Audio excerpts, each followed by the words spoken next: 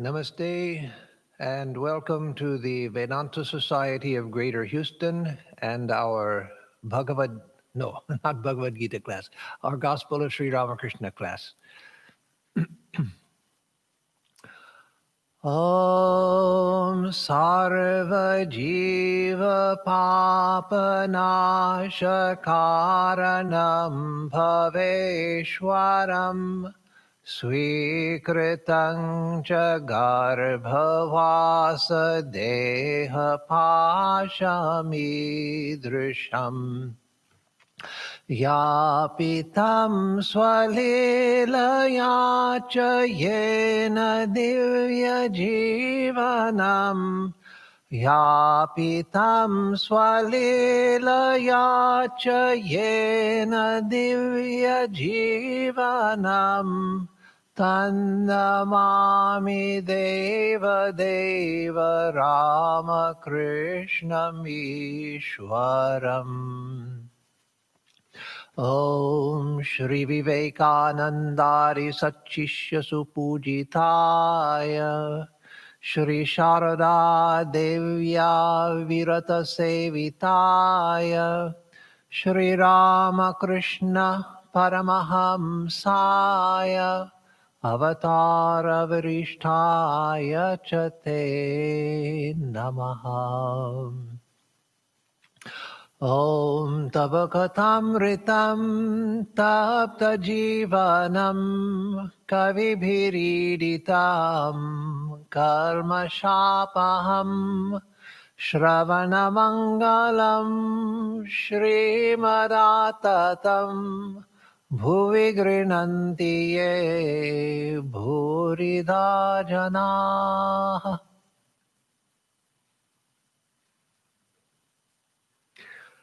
So we will pick up where we left off last time in the reading of the Gospel of Sri Ramakrishna.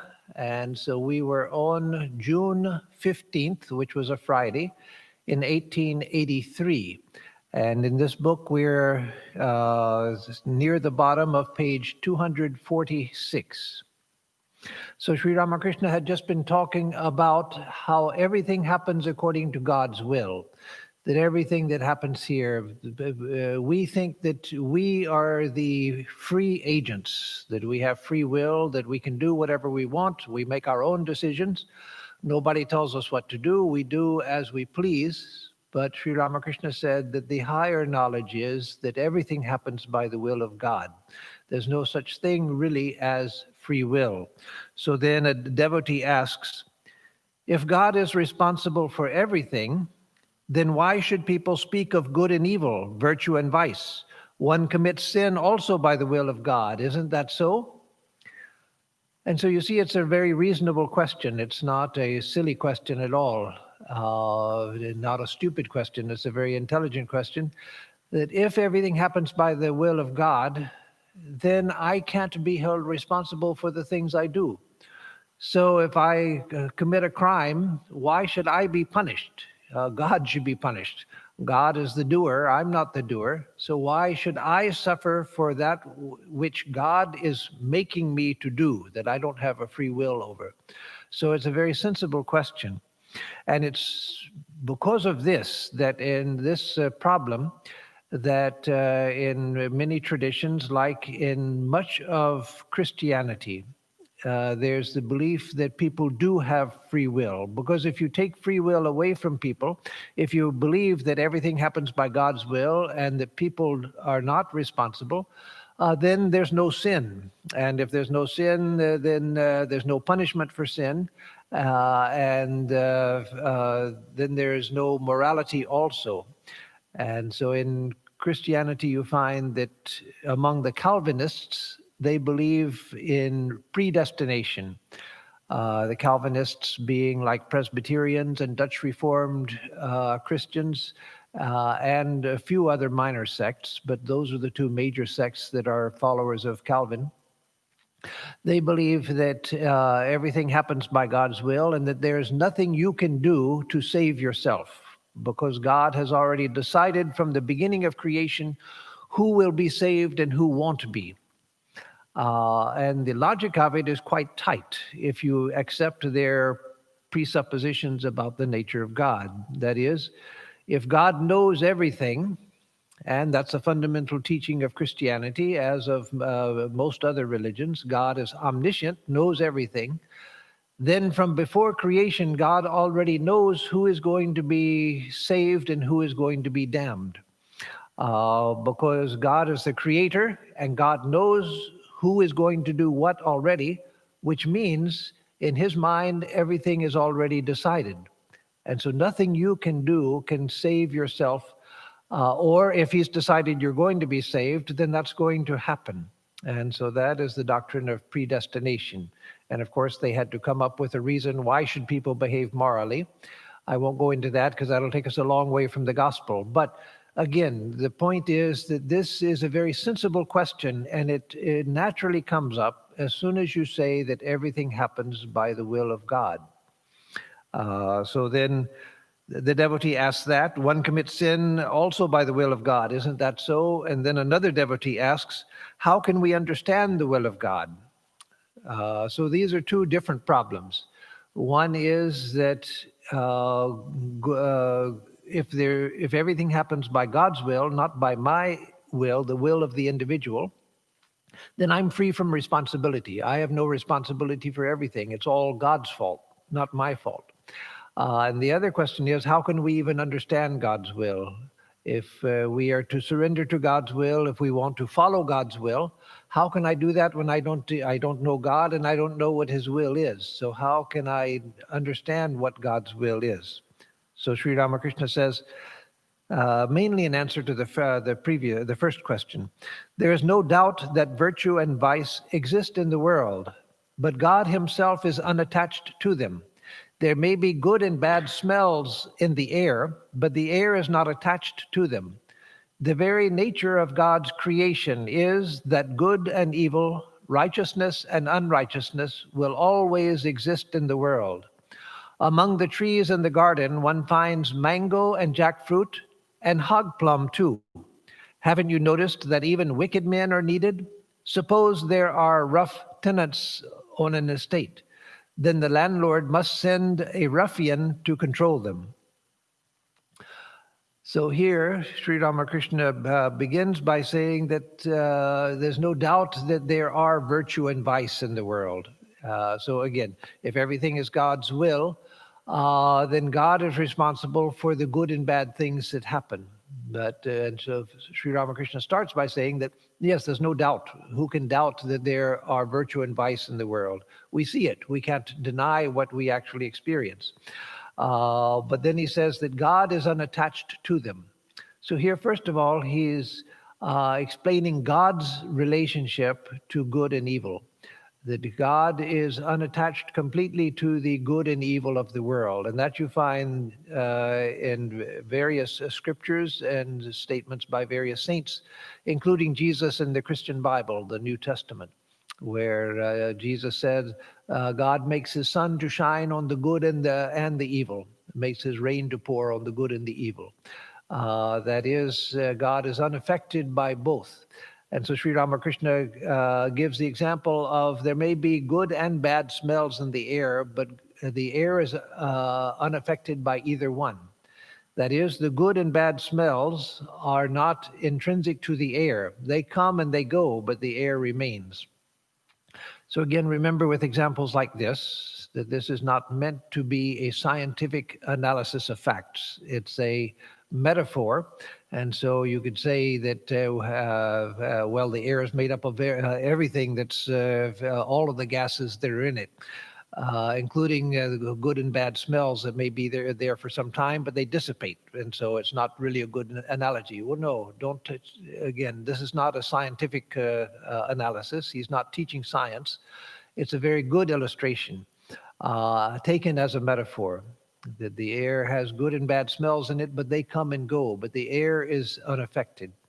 Or you could say, if you want, that it's the space that contains the air, it's not affected by the good and bad smells that come and go. And so God is unattached to the good and evil things that happen.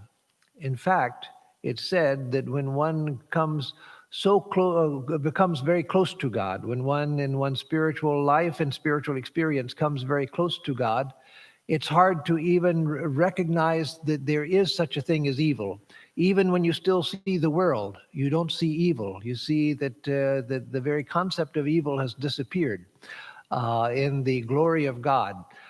Look at the example of Pauhari Baba, the famous example that Swami Vivekananda tells, and which was widely known at this time, that the thief came to rob Pauhari Baba, who lived in a cave and spent his time in meditation. But he was a great Raja Yogi, but he was a Raja Yogi who followed the path of devotion also. And so he did puja every day. So he had puja vessels, copper and brass vessels. And so that was the only thing of value that he had. So the thief broke into his cave, found that the Babaji was not there, and was bundling up the puja vessels to rob him. But Pauhari Baba was actually inside the cave in a secret, deeper recess in the cave. And so hearing the commotion, Baba came from his meditation, came out to see what was going on. The thief, fearing that he was apprehended, he ran away. And so the Baba picked up the bundle that the thief had been gathering in a cloth, picked it up and ran after the thief and caught up with him. He ran faster than the thief could run, and gave the bundle to him and said, "Oh Lord, here you have forgotten your things." That is because he had no sense of ownership, but more than that, he saw God in everything. And so he didn't see a thief. There was no thief to him. This wasn't play acting, nor was he trying to do the right thing. It wasn't that he thought, well, this is what I should do if I'm a holy man. No, it had nothing to do with trying to do anything. It was actual experience that he saw God in everything, including in the thief. And he had no sense of possession. And so he gave the goods to the thief. So when we go close enough to God, then we can't even see evil anymore. Swami Vivekananda gives the example of the baby lying in the crib. A man comes into the room where the baby is lying and steals everything of value in the room. The baby's eyes are open and the baby's eyes are tracking what is going on, but the baby doesn't see any thief. So the baby doesn't start crying. The baby doesn't warn its mother that somebody's stealing all of your things, Mom. No, it doesn't recognize a thief. And so the mind of a sage also doesn't recognize evil. That has its place here on our plane. So first of all, Sri Ramakrishna is talking about the fact that God is unattached to good and evil, has nothing to do with good and evil as we experience it. And then he goes on and says, the very nature of God's creation is that good and evil, righteousness and unrighteousness will always exist in the world. At this plane where we are, this is the plane of manifestation, the plane of the one reality manifesting as the many. And when you have the many, then you have the pairs of opposites. You, as he says, good and evil, righteousness and unrighteousness. You have heat and cold. You have pleasure and pain. You have wealth and poverty. Everything here is made up of these polarities. And so we wouldn't even see the world that we see if it weren't for these polarities. God,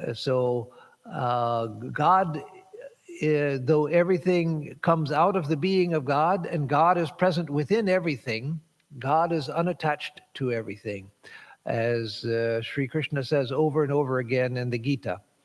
And so that is what Sri Ramakrishna is beginning his answer with here, that God is completely unattached to good and evil, but good and evil are part of a necessary part of manifestation. If you're going to have a manifestation, then it's going to be in the pairs of opposites.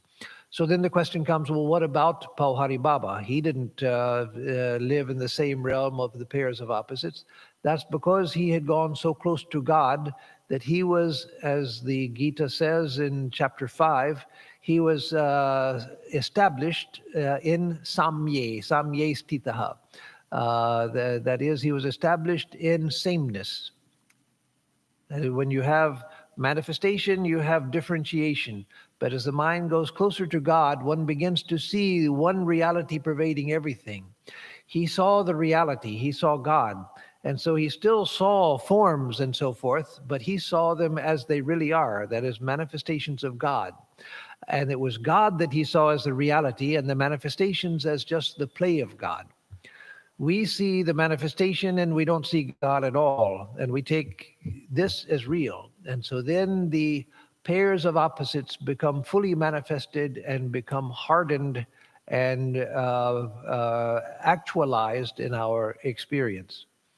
So then he says something else interesting. He says, among the trees in the garden, one finds mango and jackfruit and hog plum too.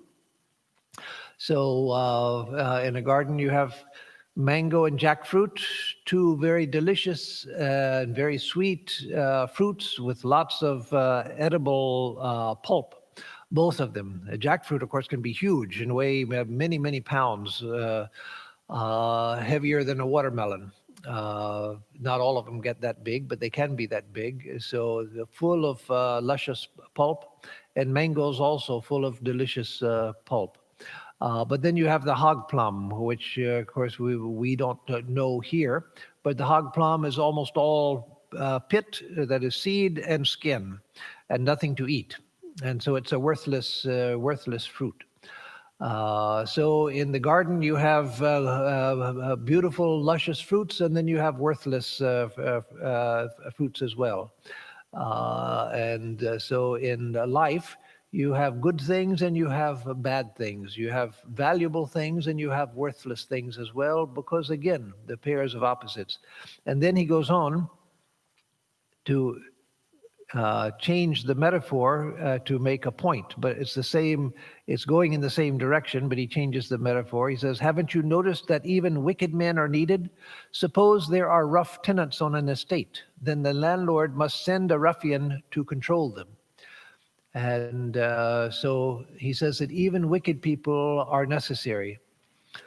An interesting thing that one of our devotees in San Diego taught me long ago, back in the 1980s, and I had seen it, but she brought it to my attention. It had been something that I had experienced, but I had not paid real attention to it.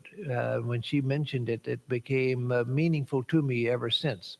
That is, she's still a devotee who is severely disabled, not intellectually, but physically disabled. And so she went through school and college and the experiences of life, always needing help with her physical needs. And so, especially when she was going through school, and even later, she said that the good people, as the so-called good people in school and then later in society, they didn't know what to do with her, and they were always sort of standoffish and a little snobbish around her. She said it was the bad people, the so-called bad people, who were always ready to help her and who are always ready to do things for her. And so that's a very interesting thing, and I've seen that over and over again, that sometimes things that good people won't do because they're too good to do it, and I don't mean too moral to do an immoral thing, but too good to do something which is physically dirty or something like that, or they're too full of no-touchism, that people who are so-called bad people, then they will do it. I've also seen many times that people who are the so-called bad people in society, that they sometimes have a quicker and a deeper respect for spirituality than so-called good people. Good people are often so caught up in their own goodness that's all that they know, whereas bad people have sometimes a stronger recognition of holiness. So Again, I'm not saying that it's good to be bad and bad to be good. That's not at all the point. But the point is that Sri Ramakrishna is making here that bad people also have a place in society, that we think it's unnecessary. Why didn't God make a world where there are no tigers, there are no snakes, there are no mosquitoes, there are no spiders, there are no bacteria, there are no pandemics, there are no viruses? Just make a world where everything is pleasant, where we don't have to work to get our food. We can just sit in our easy chair and somebody will come and give the food to us, and all of the food will be absolutely delicious. There'll never be anything burnt, nothing spoiled or anything like that. Everything will be sweet, everything will be happy. Like Candyland for little children. There's a board game when I was a kid, it may still be there, called Candyland, where you move your pieces through the board, but it was extremely simple game for little tiny kids, a beginning board game. And so everything is made out of candy, the child's dream, the dream world for a child. And so that is our idea of the way God should have made the world. No, this world is as it is, first of all, because of necessity. That is, when the manifestation means differentiation, and differentiation means you have all kinds of things. And then for once we are here, we need the good and the bad to work out our own destiny. Now, you may say that what was the need for ignorance and creation to begin with? Yes, that's a good question. What is it? There is no need for it. The fact is, however, that we find ourselves here. It's a fact of experience. We are here. This is what we're dealing with. So once we are here, as we are, it doesn't do any good to say, well, why are we here? We're already here. So accepting the actual situation we are in, then we need the pairs of opposites, the good and the bad, the pleasurable and the painful, the righteous and the unrighteous, and all of that, in order to work our way through it. In fact, it's said that this world, one of many worlds, right here, we see this world, but if we die, we may find a different world in its place, depending on our karma. We may come right back to this world. More likely, we spend some time in another world before we come back here.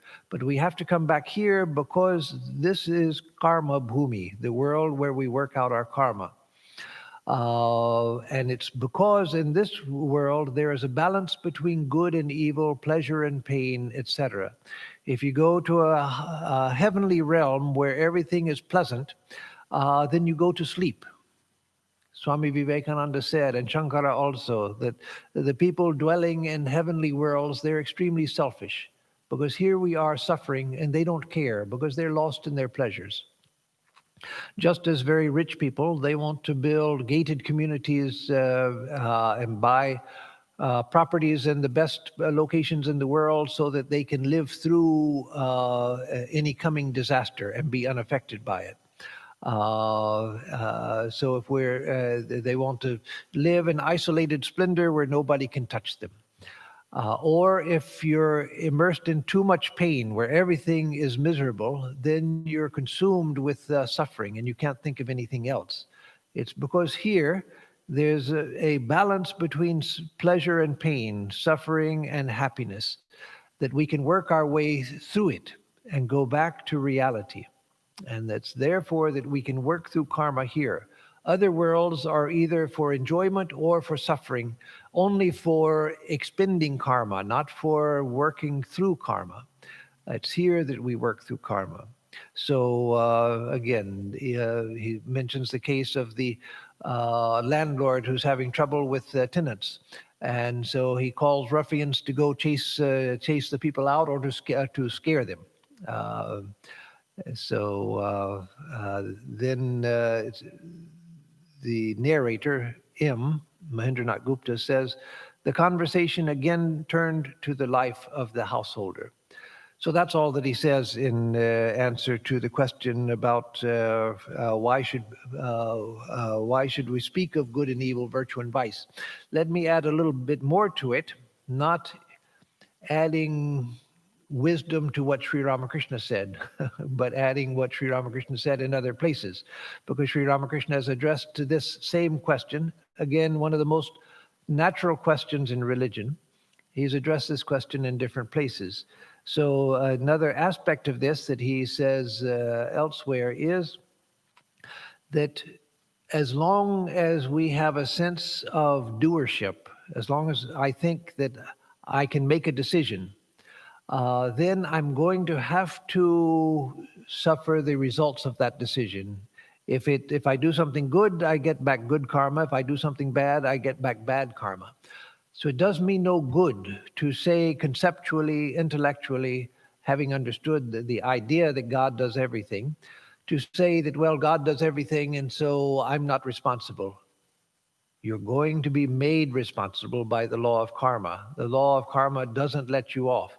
So you can talk all you want about, well, I'm not responsible for my actions. God does everything, and God is making me to do this. No, as long as you have any sense of agency, as long as when you're hungry, you get up and go fix yourself something to eat, that means you have a sense of agency. When you feel tired, you go and get in bed to sleep. That means you have a sense of agency. As long as you have a sense of agency, then you are going to be responsible for your actions. So Sri Ramakrishna says that God has given us the sense of agency so that we take responsibility for our actions. Because without that, then we would have no guide in life. So that also is important to know, because again, the question was, one commits sin also by the will of God, isn't it so? Eventually we'll see that, yes, that is so. But by the time we actually see that in direct experience and actually see, we know, not thinking about it, but we actually know that everything is happening by the will of God, then we'll see that, yes, even the bad things that are done by people, that also is through the will of God. But then we will be unaffected by any action because we have no sense of independent agency. Even if we go to eat something, we'll feel that it is God who is acting, not me. If we go to lie down to sleep, we'll feel that it's God that's acting, not me. So until we come to that experientially, we have to take responsibility for our actions because karma makes us responsible. We can't get out of it. So again, the conversation again turned to the life of the householder, master to the devotees. You see, by leading a householder's life, a man needlessly dissipates his mental powers. The loss he thus incurs can be made up if he takes to monastic life. The first birth is a gift of the Father. Then comes the second birth when one is invested with the sacred thread. There is still another birth at the time of being initiated into monastic life. The two obstacles to spiritual life are woman and gold. Attachment to woman diverts one from the way leading to God. Man doesn't know what it is that causes his downfall. Once, while going to the fort, that is the fort in Calcutta, the British fort in Calcutta, I couldn't see at all that I was driving down a sloping road. But when the carriage went inside the fort, I realized how far down I had come. Alas, women keep men deluded. Captain says, "My wife is full of wisdom." The man possessed by a ghost does not realize it. He says, "Why, I am all right." The devotees listened to these words in deep silence. Listened in deep silence because, of course, these are very strong and difficult words, no doubt, very strong and difficult words. Let me give a little bit of explanation. He talks about the first birth being given by the Father, the second birth when one is invested with the sacred thread. Eventually that became limited just to Brahmins, but originally that was meant for all of the higher castes, the three castes, the Brahmins, the Kshatriyas, and the Vaishyas.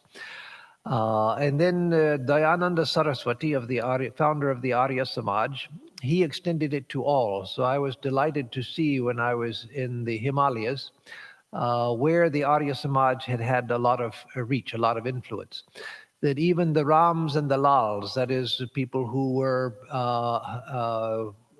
the lowest in society, that even they kept a tuft of hair like a Brahmin, and they had the sacred thread. And that's what Swami Vivekananda wanted. He wanted the highest culture to be spread to all, not to take all down to the lowest level, but to raise all up to the highest level, to the level of enculturation, to spread the Sanskrit culture to all. So that was something I was, again, very delighted to see in the Kumaon region of the Himalayas. I don't know how far through the Himalayas that spread, but in the region where I was, I saw that. And so that's the second birth, when one gets the sacred thread. It's like the bar mitzvah in the Jewish tradition, or the confirmation in the Christian tradition, when one is, again, around the time of puberty. One gets some recognition that one is about to enter into adult life. One's still a child, but one is old enough now to begin to take on the sacred responsibilities.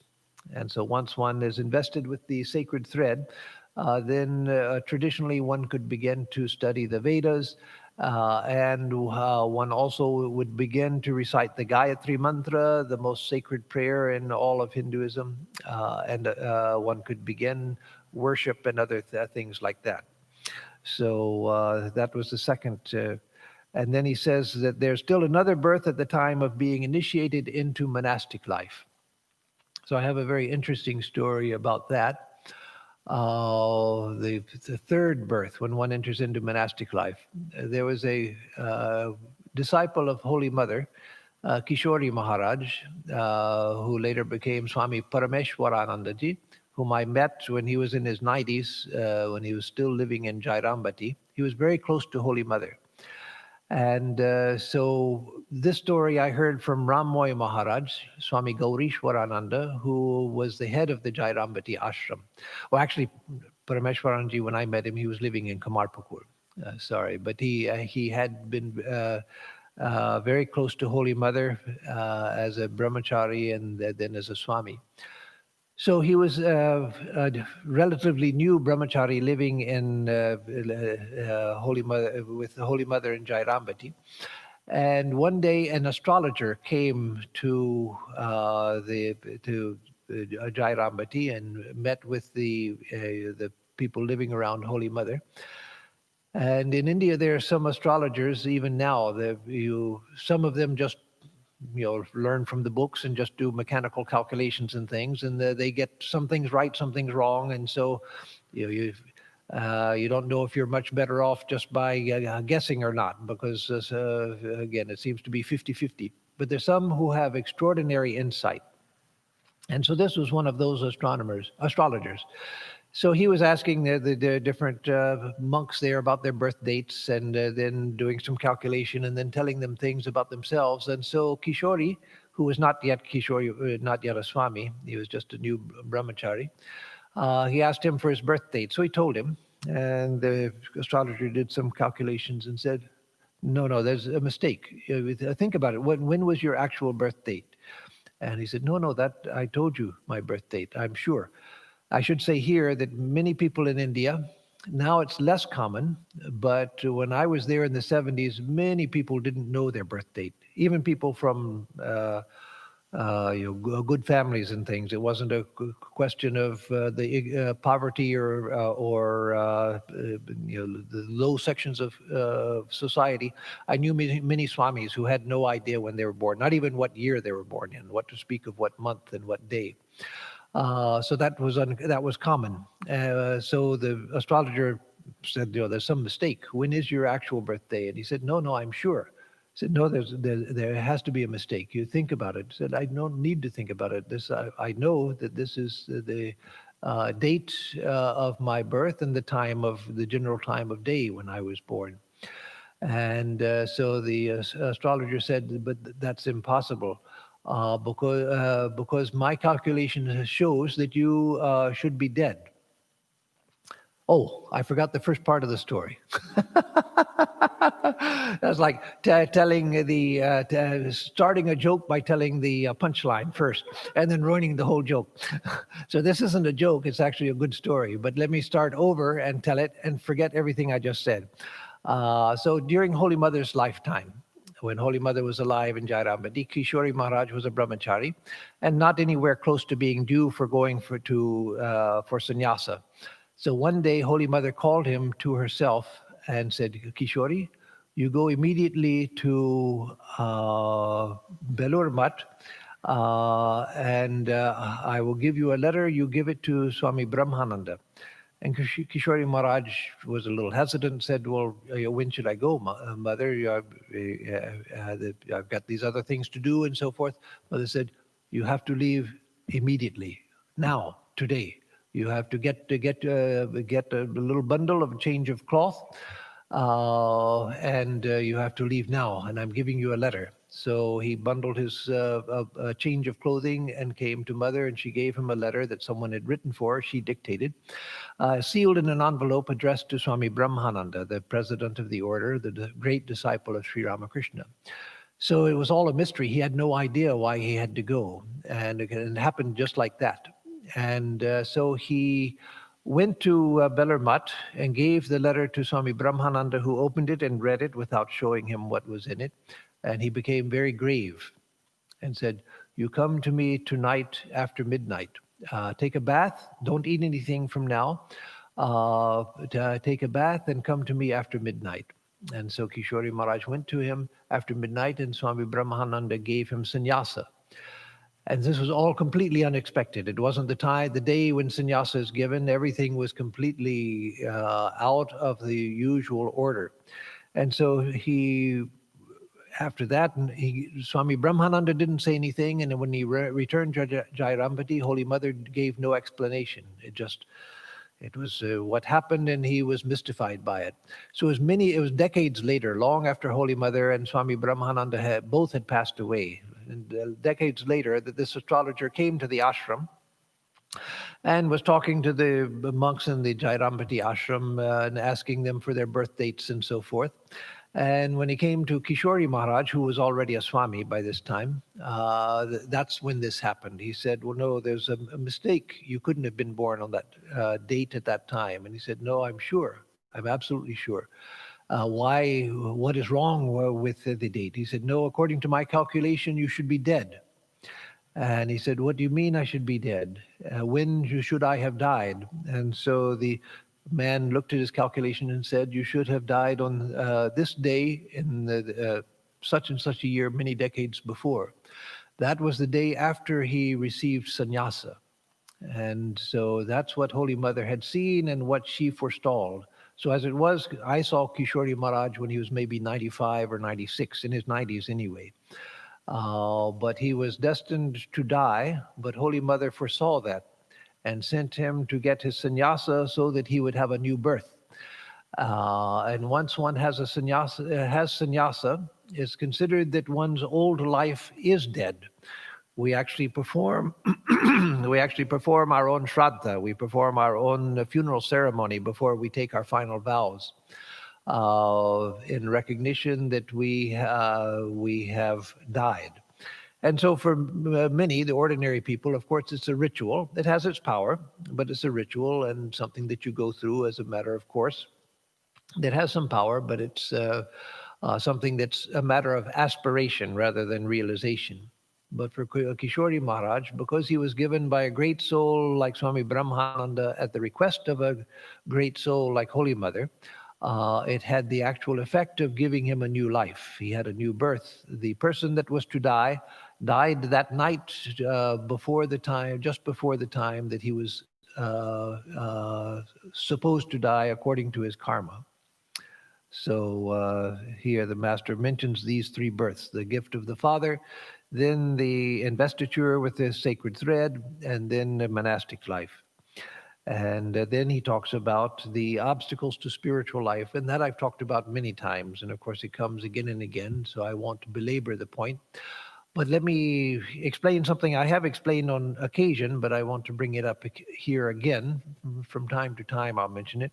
Why he says woman and gold. First of all, as Swami Sharadananda used to say, when he talked to women devotees, because remember, at this time, this was in traditional India where men and women were segregated. They didn't come together in public together. If they went to a place, husband and wife in public, then the woman would go to the women's group, and the man would go to the men's group, and so there was a segregation of the sexes. So Sri Ramakrishna here was always in the gospel. He's always speaking only to men.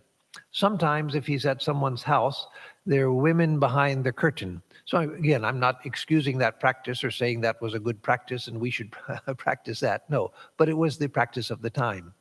And so he was always speaking to men. But Swami Sharadananda said that when he did speak to women, he would warn them against men and gold. So it was not a statement that you see so much of in the spiritual literature of the world, all around the world, where women are blamed for everything. Women are the cause of all problems. That there's been much too much of that in the world. There shouldn't be any of that, but there has been a lot of it, and it has been a source of tremendous problems for women, oppression of women. So that's not what Sri Ramakrishna is contributing to here. Why he said woman and gold rather than lust and greed? Because lust and greed are abstractions. And as abstractions, we treat them as abstractions, just as ideas. Sri Ramakrishna always reduced everything, all abstractions, to a concrete practice. And so he put things in a concrete terms, that which one should be careful of. So instead of making it an abstraction that you should be aware of, he made it the concrete expression or the concrete object of that abstraction as the thing to be aware of. So again, the devotees listened to these words in deep silence. Master, it is not lust alone that one should be afraid of in the life of the world. There is also anger. Anger arises when obstacles are placed in the way of desire. And that we've talked about many times, especially in the context of the Gita, where Sri Krishna often says, kama esha, krodha esha. This which causes people to do that which they shouldn't do is desire or lust, and krodha, anger. Here he says it's also anger that one has to beware of, and something that I've explained many times, again in the Gita class especially, that anger comes by frustrated desire. So he says, anger arises when obstacles are placed in the way of desire. And as I've said on those occasions, if you look at the occasions of your anger, you'll find that it's because something got in the way of what you wanted. Whether it was just to be left alone, that may be all that you wanted, was just to be left alone, and somebody comes and bothers you and you get angry. And some people, one of our devotees that I knew in Southern California who's now passed away, an actress, she told me that from her earliest memories, she was filled with rage. She didn't know where it came from, but she was filled with rage from her earliest memories, from the time she was 3 years old. Earliest memories were of being angry. And so, yeah, sometimes we have undirected anger, just anger. And that, of course, is because in the case of a little girl who hasn't had a chance for that much frustration to cause such constant background anger, it must have been from a previous life. But that also, if we could look into all of the causes that led up to the person's experience, you would find that it was the same thing. So sometimes we have just generalized anger that we can't find an object for it. We're just angry all the time. But the source of it is the same thing, frustrated desire. It may just be that it has become a habit of mind because it's happened so many times, or because our desire was so strong and we couldn't process the frustrations or the obstacles that came to it. So just as with depression, there can be depression which we can point to, this is why I'm depressed, because this happened. And so I'm depressed because of this. But then there's depression, which is just, we don't know why. It's become a habit of mind. The same with anxiety. We can have worry about a particular thing. I'm worried about this. Or we can just have generalized anxiety. I don't even know why I'm worried. It's just become a habit of mind. And so the same with anger. But if we could trace it back, we would find this would be the case, that it's because of frustrated desire. M. At mealtime, sometimes a cat stretches out its paw to take the fish from my plate, but I cannot show any resentment. M. Mahendranath Gupta is saying that of course, at that time in India, and even when I lived there in the 70s and 80s, now it's changed in many places. People sit in chairs and tables, but it used to be we would sit on the floor to eat. The plate or the leaf that we ate on would be on the floor when we would be sitting on the floor and eating from. The food wouldn't be served on the bare floor. It would be served on a plate or a leaf, but the plate or the leaf would be on the floor. And so you eat from that. So that was a situation certainly that Mahendranath is talking about. Certainly in the 1880s, he would not have been, a person like himself would not have been sitting at a table. So sitting on the floor, the cat comes and reaches out his paw, and M is saying that he can't show any resentment to the cat for reaching out for the food. So the Master Sri Ramakrishna, he doesn't like that, because he never liked such softness that a person couldn't do, that it made a person incapable of leading an ordinary life. People who, it's often said that if you're too good in this world, the world will take advantage of you. And as I have often said, that's not goodness. That's just a weakness. And so Sri Ramakrishna never liked that kind of weakness, which was just sort of a passivity. Let anybody do anything they want to me because I'm so sattvic and I'm so pure and I'm so holy and I'm so good and I'm so nice that I can't do anything back. So let people whip me, let people kick me, let people spit on me. It doesn't matter. No, he didn't like that. And so again, M says that about I can't even show resentment when a cat reaches onto my plate to take some food. And Master says, why? You may even beat it once in a while. That is, get out. He doesn't mean take a stick and beat it to a pulp. He means push it away, something that a cat can understand. You may even beat it once in a while. What's the harm? A worldly man should hiss, but he shouldn't pour out his venom. Again, a story that you all know, so I won't repeat it, but the essence of the story is hiss if you need to, just don't inject venom like a poisonous snake. But the poisonous snake or the rattlesnake or the cobra, they give a warning to scare the enemy away, whether it's human or animal. And so we have to hiss like that in order to scare people away who want to do us harm. But he says, don't pour out your venom. He mustn't actually injure others. So again, that has to be taken into account when he says, you may beat the cat once in a while. Again, that's in English, you may beat the cat once in a while. That means giving it a real thrashing. No, he's not talking about that. He means you can, knock it out of the way so that the cat gets the eye. If you just gently push it away, anyone who has had a cat knows, you say, no, you go away. The cat comes right back. You say, no, go away. Cat comes right back. You can do it 100 times, the cat will come right back. So you push it, and then that scares the cat, and the cat knows, okay, now I'm not going back for any more of that treatment. So he continues, but he should make a show of anger to protect himself from enemies. Otherwise, they will injure him. But a sannyasi need not even hiss.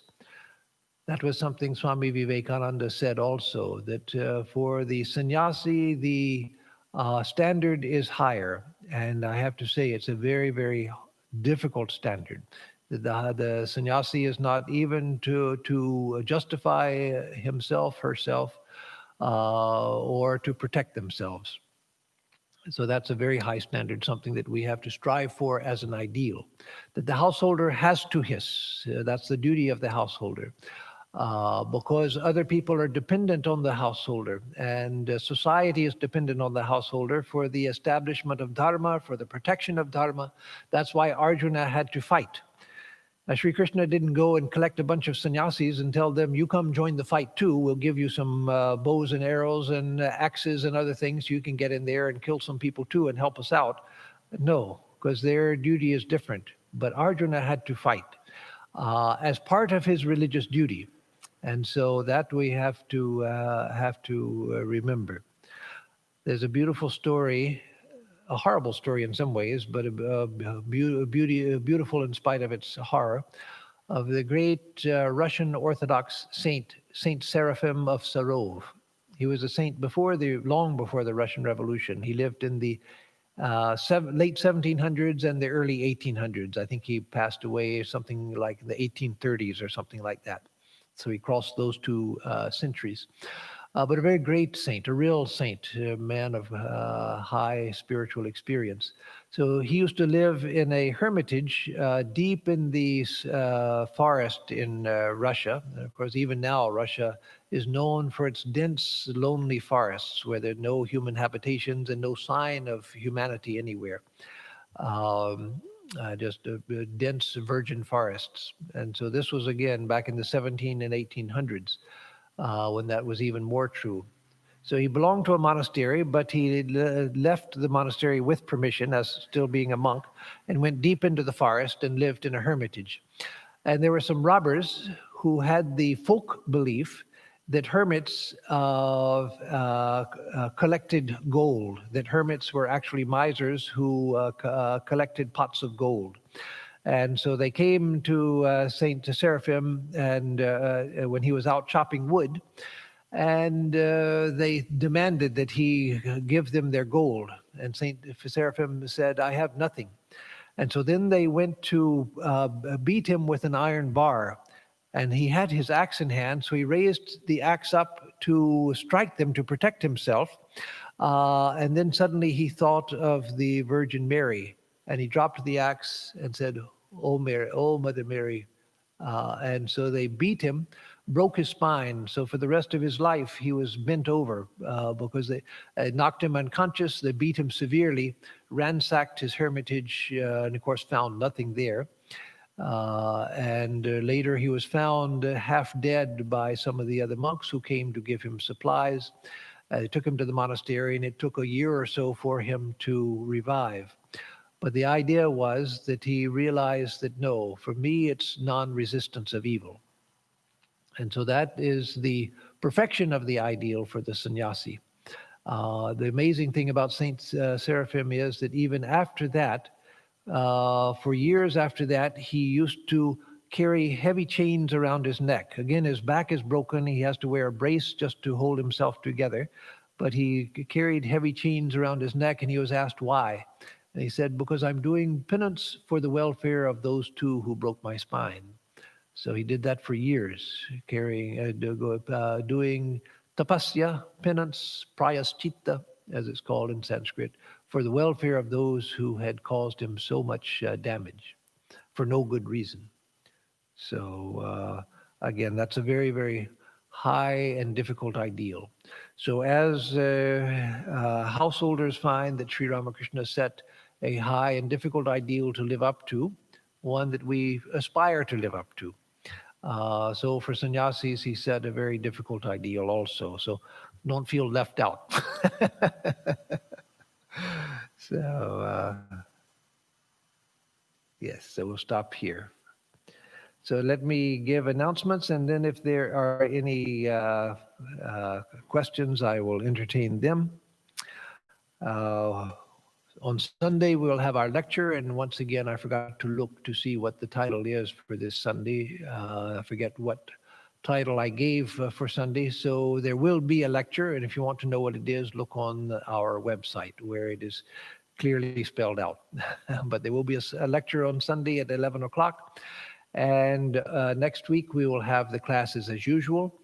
And let me also say that we sent out in our monthly bulletin that we sent out, we said that we would observe Holy Mother's birthday on December 22nd.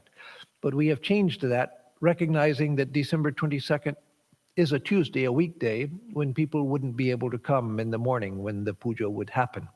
And so we're going to start celebrating. We've pretty much decided that from now on, we will celebrate Holy Mother's birthday on January 1st, because January 1st is always a holiday. A holiday when we already celebrate Kalpataru Day, associated with Ramakrishna. And so from now on, we will celebrate it also as Holy Mother's birthday. So we'll have the puja on January 1st and the Kalpataru program together. And then Christmas Eve, December 24th, both for the Christmas Eve and for January 1st, we won't have a gathering here. That won't to be allowed because of COVID. At Durga Puja and Kali Puja, we allowed people to come to the center and make pranam and offer flowers.